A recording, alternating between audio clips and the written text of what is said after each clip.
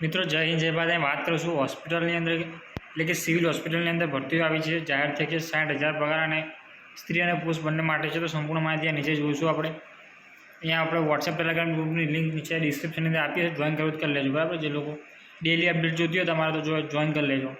અહીંયા સિવિલ હોસ્પિટલની અંદર રિક્વાયરમેન્ટ છે. અહીંયા અમદાવાદ હોસ્પિટલની અંદર પણ છે. તો સંસ્થાનું નામ છે નેશનલ હેલ્થ મિશન એટલે કે NHM નેશનલ હેલ્થ મિશન.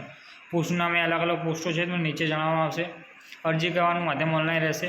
ખાલી જગ્યાઓ અલગ અલગ છે તો જે તમને નીચે જણાવી દઈશું.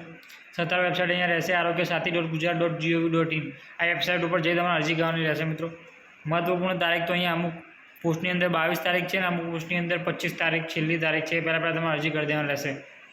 અરજી કરવાના પોસ્ટ નામ અને ખાલી જગ્યાઓ તો મિત્રો અહીંયા ઇન્ટોમોલોજિસ્ટ NVB DCPની એક જગ્યા છે ભાઈ. વેક્ટર બોન્ડ ડિસ્કસ કોન્સલ્ટન્ટ એટલે કે NVB DCPની એક જગ્યા. આસિસ્ટન્ટ તો AHA 2 જગ્યા છે એની. કાઉન્સેલર JSSKની 2 જગ્યા છે. આ રીતે મિત્રો દરેક પોસ્ટની અલગ અલગ છે બરાબર.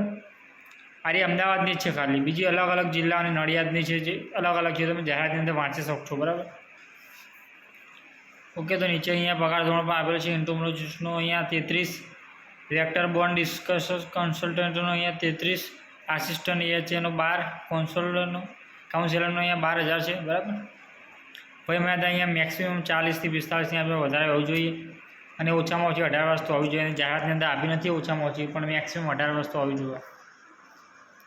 શૈક્ષણિક લાયકાત તો મિત્રો અહીં ગ્રેજ્યુએશન જે પોસ્ટ પણ જે લાયકાત જોતી હોય તમારે જોઈએ મેક્સિમમ આટલું વાંચી લેવું બરાબર.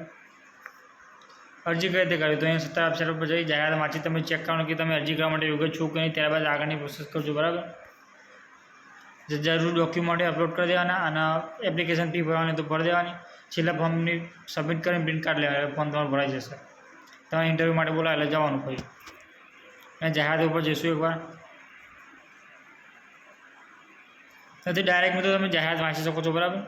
અહીંયા જે ડોક્યુમેન્ટની નીચે તમે તારીખ લખી છે અને નીચે એડવર્ટાઇઝમેન્ટ લખ્યું છે એના પર ક્લિક કરશો તમારા સામે દરેક જિલ્લાની નોટિફિકેશન આવી જશે બરાબર. અને અરજી કરવા માટે પણ સેમ તમારે એપ્લાય અહીંયા એની સામે આપ્યું છે. એપ્લાયના બટન ઉપર ક્લિક કરશો તો સંપૂર્ણ જે વિગતો ભરવાની તમારે ભરીને આગળની પ્રોસેસ કરજો બરાબર. તો તમારી રીતે ઇઝીલી એકદમ તમારું ફોર્મ ભરાઈ જશે. અને લાસ્ટ ડેટ એકવાર ચેક કરી લેજો તો એથી કરી તમારે કંઈ ભૂલ ના થાય. લાસ્ટ ડેટ આપી છે પહેલાં આપણે અરજી કરવાની રહેશે મિત્રો બરાબર. બાકી જો વિડીયો ગમે વિડીયો લાઈક કરજો. આપણું ડેલી અપડેટ જોતું હોય તો નીચે વોટ્સએપ પર ગ્રુપની લિંક આપી છે, જોઈન કરી લેજો મિત્રો. જય હિન્દ જય ભારત.